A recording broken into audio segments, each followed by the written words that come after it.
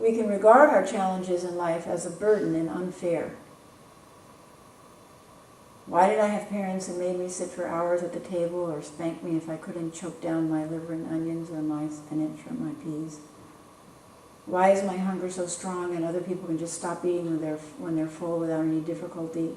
Why does my body seem to metabolize food differently? Why does my pancreas not produce enough insulin? We can go into therapy, or we can go to a dietitian, or we can go to an endocrinologist to work on these questions.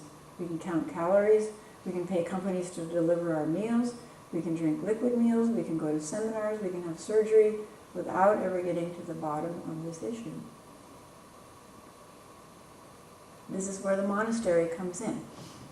One person in the retreat said, and it was exactly the right time to say it, because it was the point in the workshop where we turn from the relative to the absolute, from the imperfection to the perfection. They said, why do we have this workshop on eating at the monastery? So many people in the workshop have done so much reading and so many workshops, so much consultation. Why do we do this at the monastery? Well, essentially, why do we call this retreat the sacred art of eating? What is sacred about it?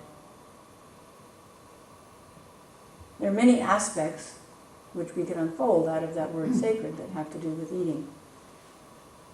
But if we dig down to the bottom of the difficulties with unbalanced eating, with unbalanced drinking, with imbalance in using painkillers, with imbalance in relationships, any of the millions of forms of human issues, human suffering, you will find at the bottom a spiritual issue. The issue of separation and oneness. And you will find a spiritual hunger. The true hunger is spiritual hunger. A longing for connection, a longing for intimacy. Hunger in the midst of plenty, loneliness in the midst of a crowd. The sense of, I don't belong here, somehow I don't fit here. We are born into separation. We are born into loneliness. We are born as isolated, single human beings. We are born out of the one. We are born into separate skin-wrapped bodies. Our deepest desire is to be able to rejoin that one. The perfection of what is and always shall be, the perfect harmony that was our original home. That is our deepest desire, and at the same time, it is our greatest fear. Our greatest fear is to join the one and thus to lose our independence, to lose our uniqueness, to lose our imagined freedom.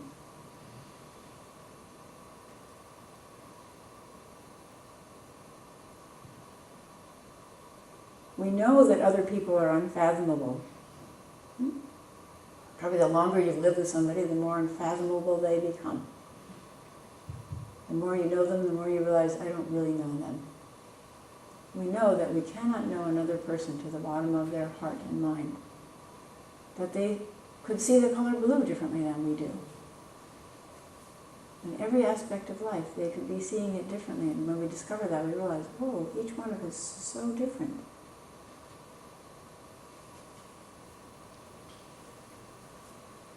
And what we desperately want for ourselves is to be known to the very bottom of our heart and mind. That kind of intimacy.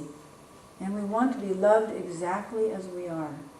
We want to be known to the bottom and loved exactly as we are. And we keep hoping that somebody will come along, our so-called soulmate, who will somehow see to the bottom of our heart and mind and love us exactly as we are. That's a delusion. It's a very cherished delusion. We cannot depend upon another person to unite perfectly with us and end our loneliness. We can't depend upon another person to know us fully or to love us just as we are. That is our task for ourselves. That's why when we do loving kindness practice, we do it first for ourselves. We are the only one who knows who we are, and we barely know who we are. So the first spiritual task is to find out who we are.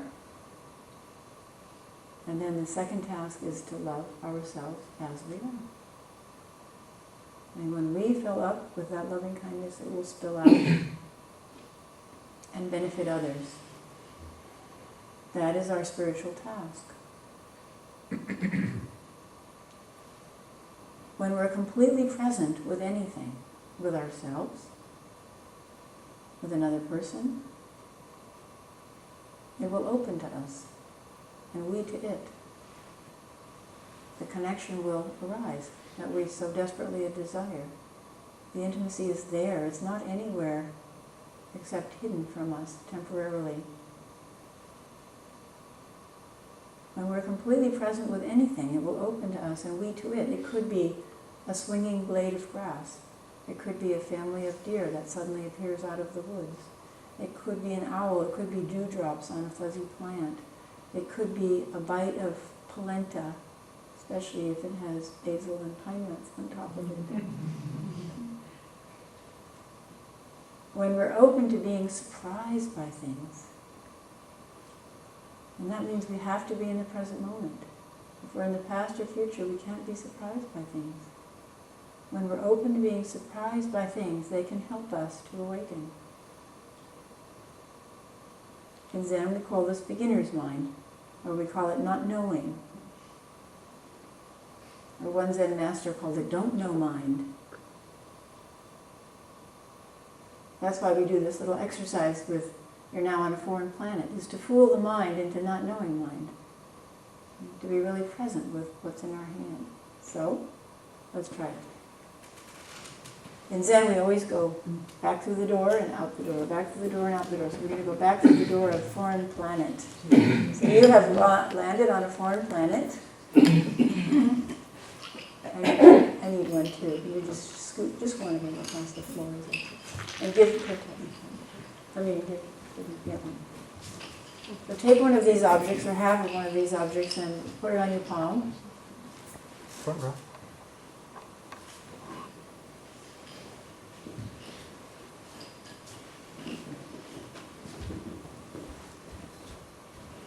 Everybody have one?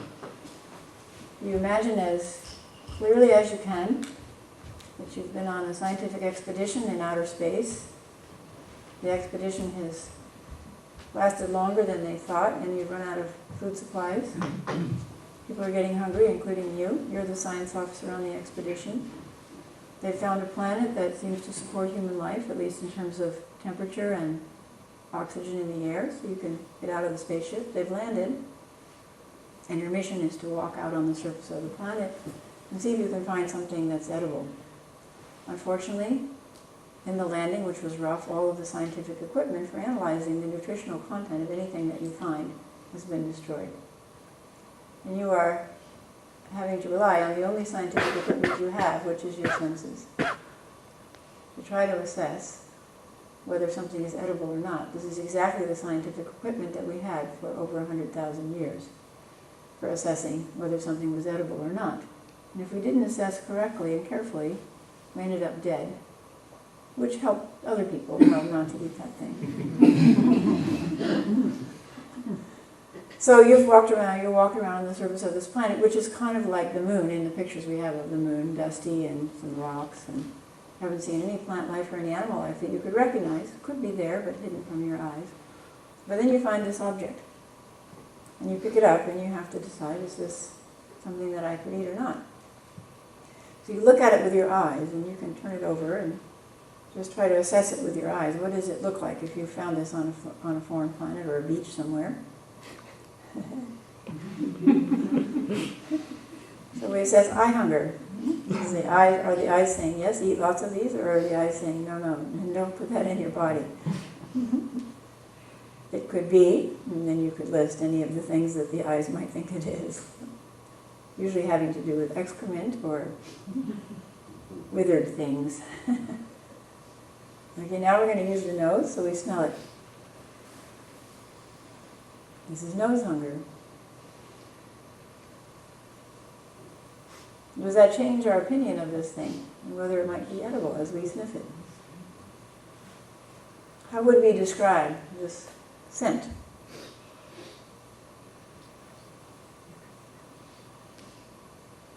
What comprises this scent? As if we were describing a fine wine, you know how they say young and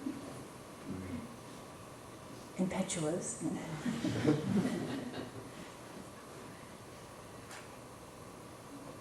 So now maybe we're a little more interested. So now we're going to take one piece of this, so break off a piece of this, because we're not so sure we can eat the whole thing, but we're going to try and be daring, not knowing and daring about this. We're going to put this in our mouth, but we're not going to chew it. Okay, just put it in your mouth and let it sit there. You can roll it around and explore it and see what the mouth tells you about whether this might be edible.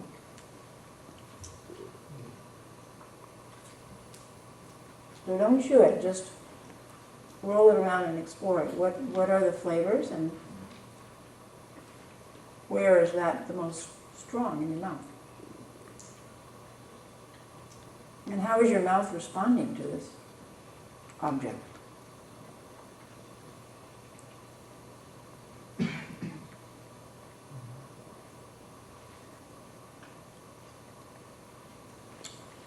What is the tongue doing with it?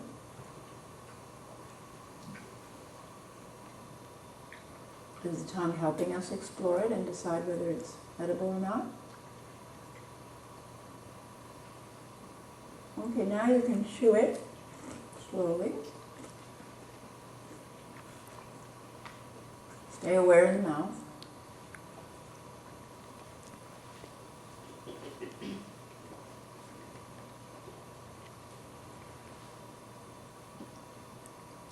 Stay aware of changing tastes and textures.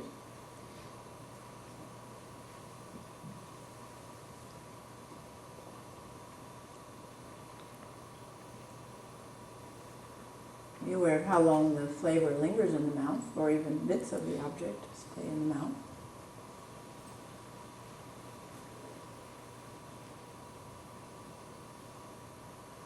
Is that flavor more detectable on the in-breath or the out-breath?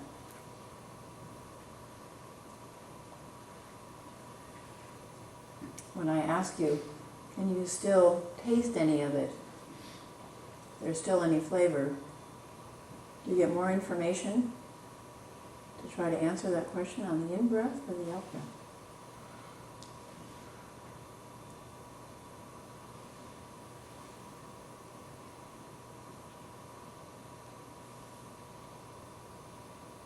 Now we try to sense whether this has entered our body yet, meaning into our bloodstream. And the answer is yes, if we chewed it well. It's already in our bloodstream, already out to the cells in our fingertips and toe tips. So can we open our awareness to the rest of our body?